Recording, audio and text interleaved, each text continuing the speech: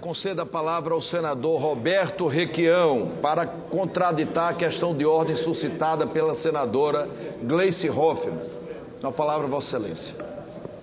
Senador Renan Calheiros, conforme lhe assegurei dias atrás pelo telefone, eu estava em Atenas, na Grécia, no Congresso da Eurolat. Eu vou assinar a CPI original, a primeira. Não assino CPI mista, que se transforma numa grande confusão, com grande dificuldade de ter alguma conclusão. E não assinarei a segunda, que também não tem sentido. Vou assinar o pedido de CPI para investigar a compra da refinaria de Pasadena, nos Estados Unidos. Mas antes disso, quero fazer algumas observações. A primeira, sem esse maneirismo, essa sofisticação que tem das pessoas que têm o inglês como primeira língua, como o nosso sempre modesto ex-presidente da República, que disso orgulha-se, para se distinguir do ex-colega monoglota, eu vou contrariar alguns dos meus pares e jornalistas que deram início a todo esse processo de investigação, dizendo com toda a clareza que Pasadena chama-se Pasadena e recusar definitivamente esse apodo de Passadina, declamado com suspeita elegância no Senado e nas entrevistas dadas aos meios de comunicação. Em segundo lugar, quando a base do governo, especialmente os senadores do PT, acusam a pretendida CPI da Petrobras de eleitoreira, oportunista, de moralismo de ocasião, os senadores do PT não deixam de ter razão. No entanto, como o PT bem sabe, não é inocente desta verdade. O oportunismo, o moralismo seletivo e de ocasião, a exploração eleitoral dos fatos estão há longo tempo incorporados à vida nacional como táticas políticas. Em terceiro lugar, a compra da refinaria de Pasadena é apenas um detalhe dos descaminhos, dos ínvios caminhos tomados pela Petrobras desde as reformas neoliberais postas em prática pelos dois governos, PSD-DEM, PSDB-DEM. A compra da refinaria de Pasadena é prima irmã da privatização da telefonia, da privatização da Vale do Rio Doce, de parte do setor elétrico, das rodovias, das ferrovias e das concessões petistas dos portos, aeroportos e, como se sabe, não são privatizações. Dizem eles que trata-se de uma jabuticaba com outra espécie original de enxerto. A captura do PT pelo neoliberalismo não tem preço e é hoje uma verdade absoluta. Como se diz, quando alguém tira o diabo para dançar, tem que saber que o diabo não muda. Quem muda é quem tirou.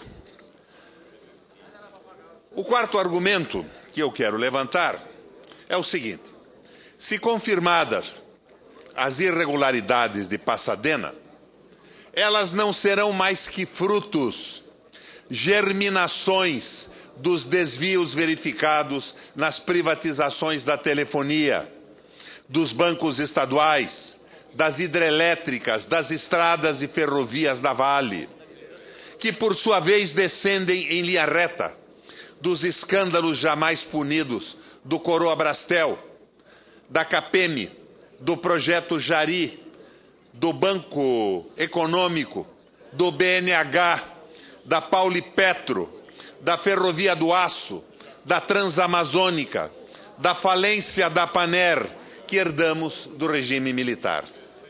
Dessa acumulação de lixo, dessa podridão encoberta pelo tapete da conveniência, do compadrio e da governabilidade, entre aspas, brotam frequentemente novos escândalos. brotam e vão continuar brotando. Quinto argumento: o malfadado presidencialismo de coalizão, uma invenção, sabemos de quem, leva à direção das estatais, das autarquias e das agências reguladoras, pessoas absolutamente despreparadas para a função, mas altamente especializadas em arrecadação para campanhas eleitorais e outras falcatruas conhecidas pelo meio político brasileiro. As sabatinas desses indicados no Senado têm provado isso à exaustão. Eu mesmo já fiz uma guerra para impedir que uma figura fosse levada à NTT.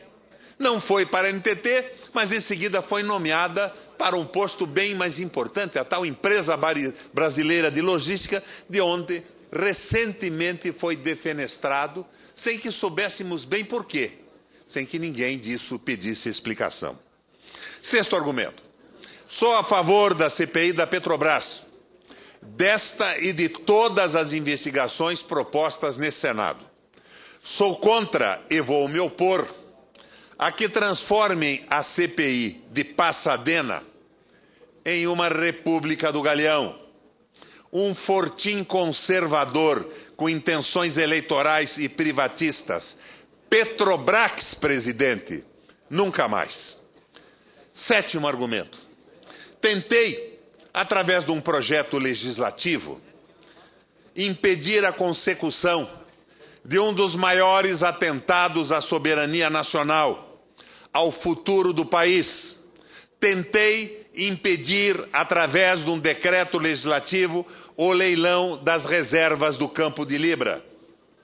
Não encontrei, lamentavelmente não encontrei, nos senadores que agora vestem as armaduras de defensores da Petrobras e do petróleo brasileiro, não encontrei neles parceiros contra o esbulho de 1,5 trilhão de dólares, quase que um PIB brasileiro inteiro que representou a alienação de Libra.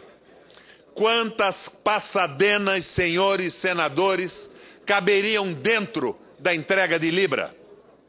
Oitavo argumento: já que a CPI de Passadena caminha para a formalização, peço aos senhores senadores e à mesa que considerem com a mesma rapidez a instalação da CPI do transporte coletivo, que tem o número regulamentar de assinaturas e que pretende abrir uma outra caixa preta, os segredos bem guardados de um dos principais cartéis em atuação no país, e que tanto sacrifício impõe aos trabalhadores e que é objeto do protesto do povo nas ruas, que até agora não foi respondido.